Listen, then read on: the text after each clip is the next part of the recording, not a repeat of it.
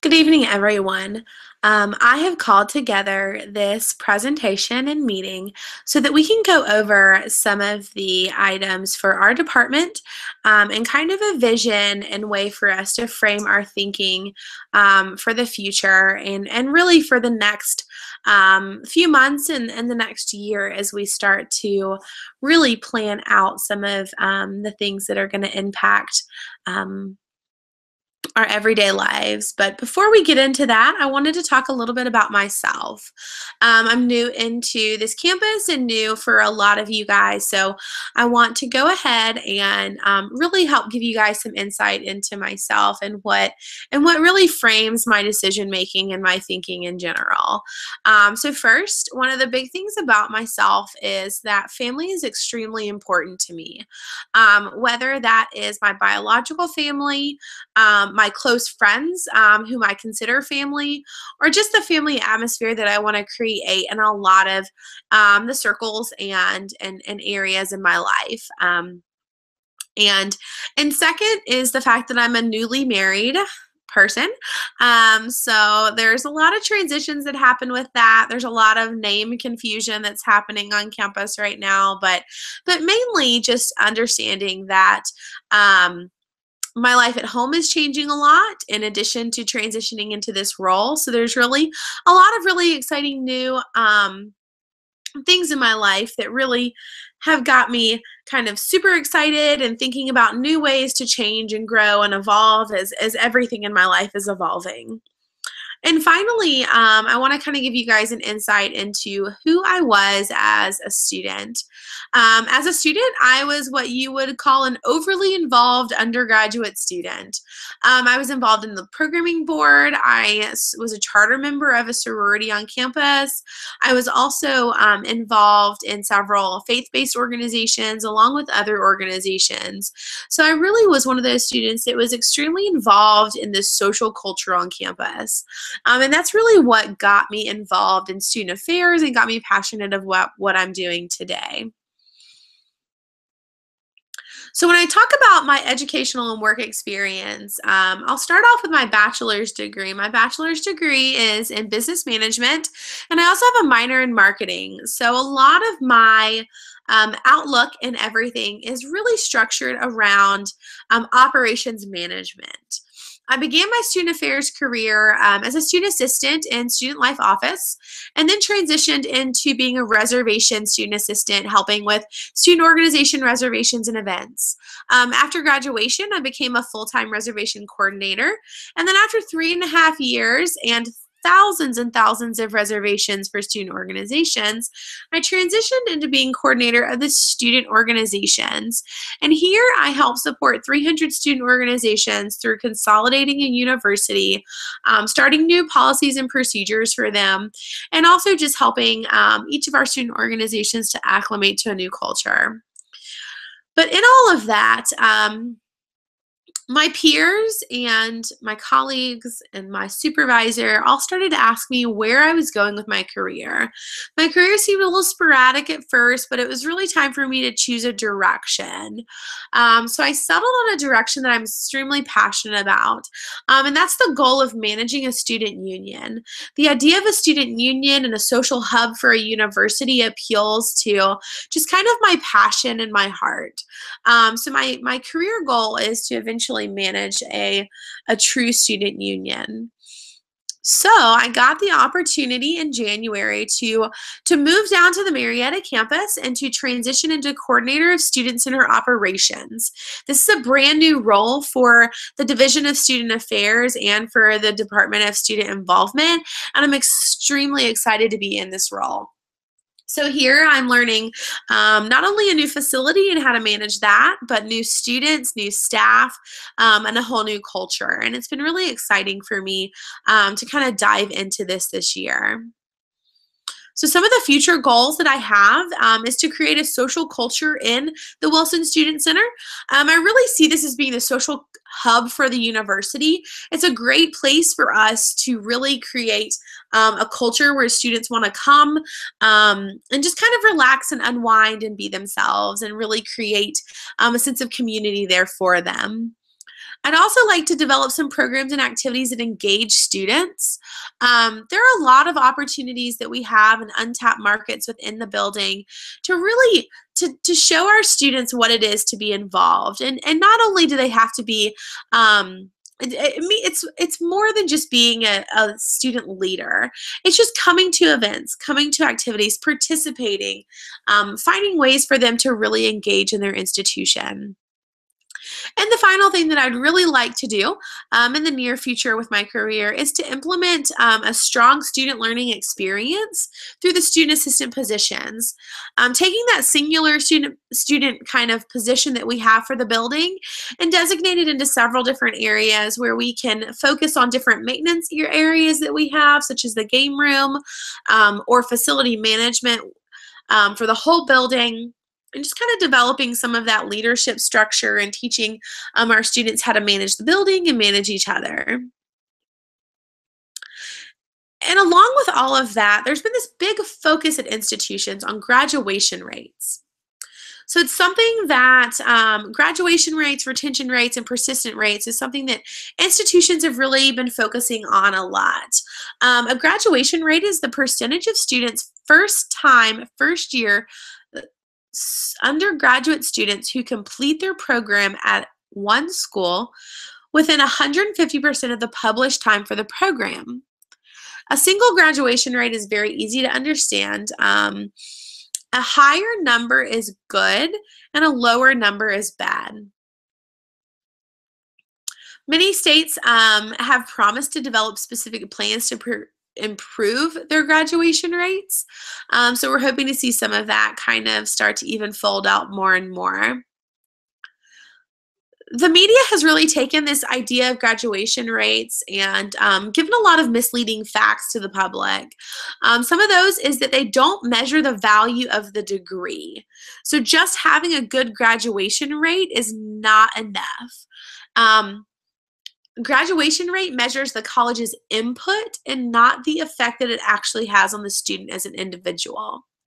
It also does not reflect the fact that many students are not traditional age residential full-time students, and it does not track transfers in or out of the institution. We also look at retention rates. Retention rates is the percentage of a school's first-year undergraduate students who continue at that school the next year. So it seems a little strange. Why is that so important? Well, it's important because it really tells us how well the institution described itself to the incoming class. If a freshman is told that a school is going to give it certain values, certain aspects, certain support services, and it doesn't get that in the first year, it's not likely to return for the fact that if the student feels like it was sold a product that did not deliver. It's also important because it gives an idea about how well the school helps their first year students. Institutions that have a strong culture for cultivating the first year experience have a better retention rate for their sophomores. And it could also signal that the school is easy to get into but hard to stay in if those retention rates have numbers that reflect that. So low freshman retention rates is a big indication of an issue at an institution, while high rates could show that an institution cares about their freshmen and their experiences. So finally, I want to kind of define what a persistent rate is. Persistent rates are the percentage of students who return to college at any institution for their second year, while the retention rate is the percentage of students who return to that same institution. So of all the students who started college in fall 2013, only 69.6% of them returned to college in the fall 2014. So some of this shows me that we are not cultivating that freshman experience at some institutions like we could. And even if we're not cultivating, if we are not that exact fit in cultivating that for that specific student, there needs to be something to help those transition into an institution that would benefit that specific student.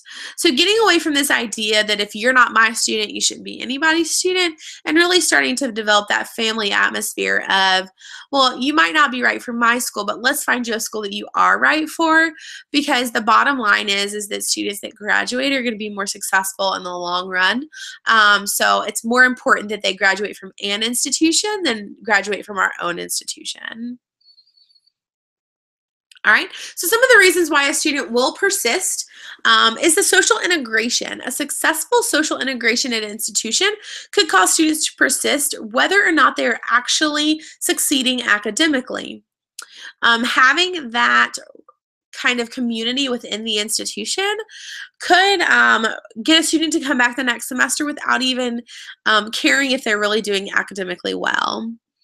Also, having quality interactions with influential people at the institution can help students come back for another semester, whether that be faculty or staff that really impacts their students, their decision making, their overall well-being. All of that could definitely be something that plays into a student's desire to come back for the following semester. And also the academic self-confidence, achievement motivation, goal and institutional commitment all influence a student's persistence at an institution. So with all of that said, we look at why is that important? It's important because each and every student has a unique story. And we can't treat every student and every support service and every social interaction that we provide for our students as being beneficial for all of our students. So we really need to realize that each student is unique and their story is unique, so their needs are going to be unique. So I look at myself and my graduation from undergraduate, from my undergraduate program. My senior year in high school, my father was diagnosed with terminal cancer. We were blessed enough to have him for another 6 years, but that meant that my college career was riddled with this struggle between balancing the desire to spend time with my father and my family and getting those memories while I could, with the balance of having a college experience. So it was a very kind of odd balance to have, and it resulted in a lot of academic failures. It resulted in a lot of struggle in my developmental process as an adult, and it really brought kind of this interesting dynamic to me.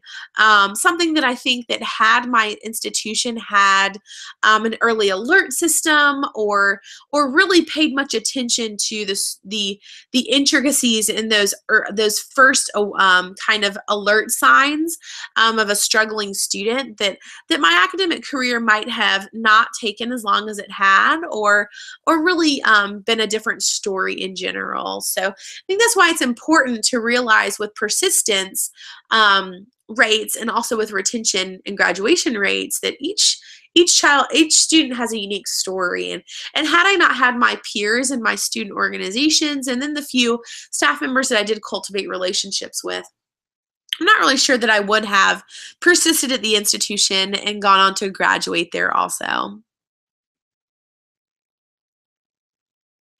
So colleges and universities really need to do a lot of things to increase their retention and graduation rates.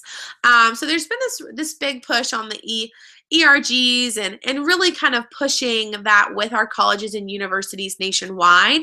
So some of the things that need to do is establish systems to track student failures, achievements, successes, and track high-risk students.